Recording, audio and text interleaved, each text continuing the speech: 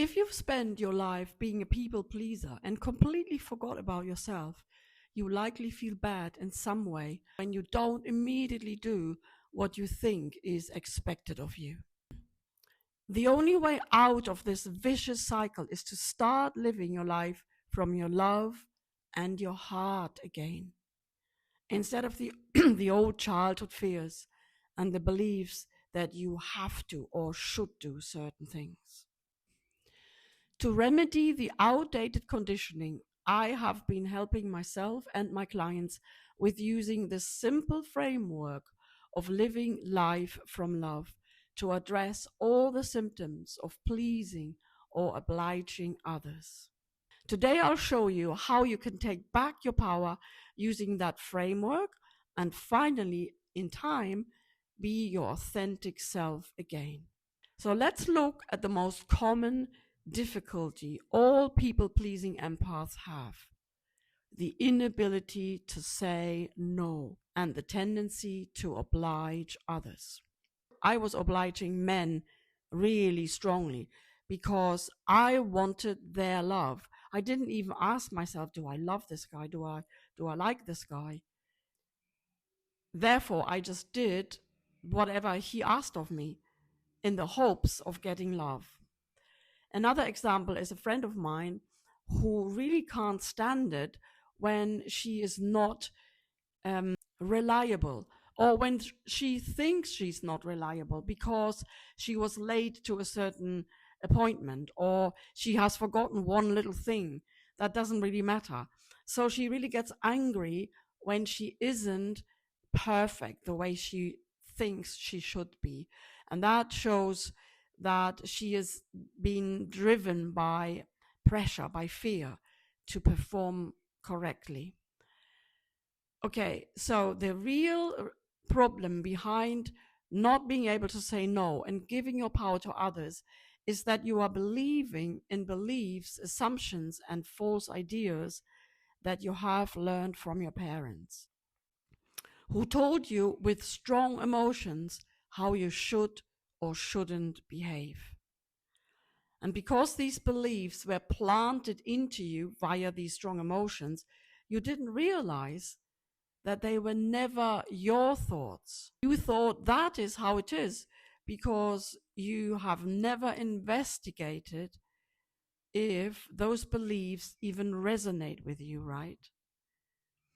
And therefore, unfortunately, they are still unconsciously overshadowing your actions today, so that you no longer know how you would do things without these conditions.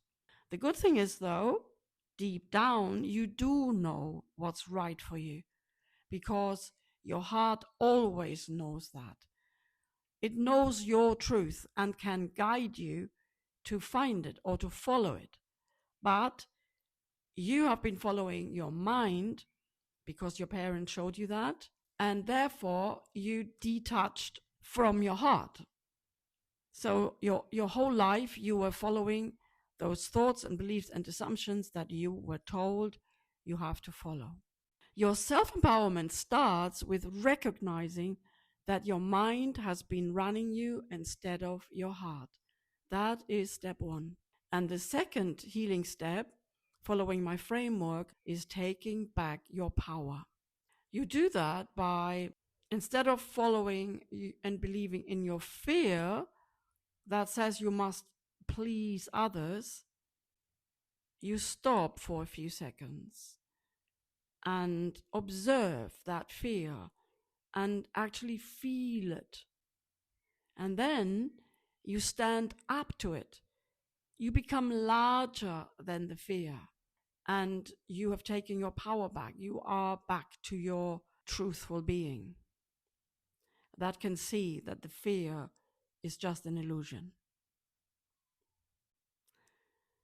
So do not allow the fear to move you into any kind of action, like giving in or getting talked into doing something you don't want to do, or saying yes instead of no.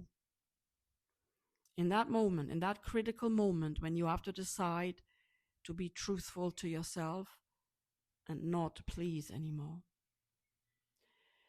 This is the moment where you empower yourself. And now look back on all those times you were not truthful to yourself.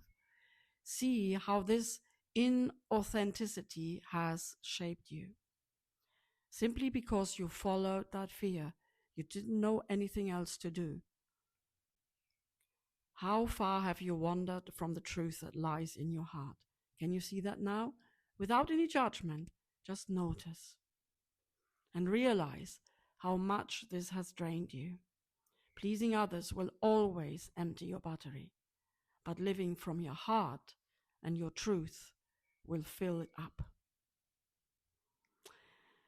So next time you are in that situation when you want to please, and when you think you should say yes, ask yourself this one healing question. What do I really want to do right now? And stop and wait for the answer. Your heart will give it to you. You will just know. And ask, what feels good to me? This one option or the other option? If I really could choose freely, which one would I choose? Doing this every time you would normally please will gradually move you out of that old habit. Be aware of your mind, though, when you ask that question. It probably will influence you to stay where you are. It will give you the old conditioned thinking you heard so many times and for so many years. It wants you to stay in the familiar conditioned realm because it doesn't want you to change. It doesn't like change. It's safer to not change. Those old beliefs have been limiting you. You know that. They are not true, and they are not aligned with your heart. And they are not aligned with living life from love.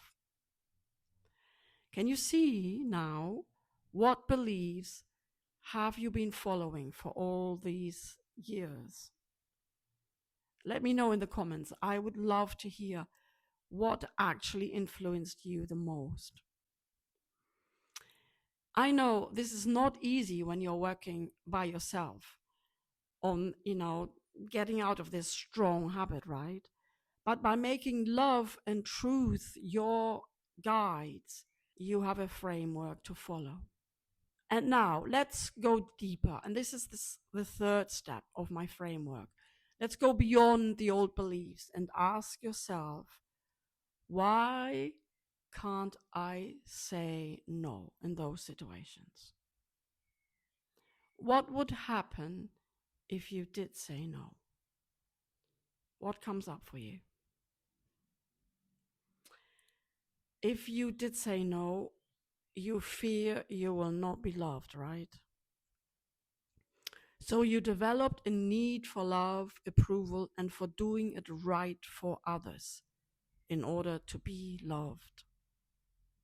That's understandable. We all do something like that because we all needed love as children, and what we got was the conditioned mind from our parents.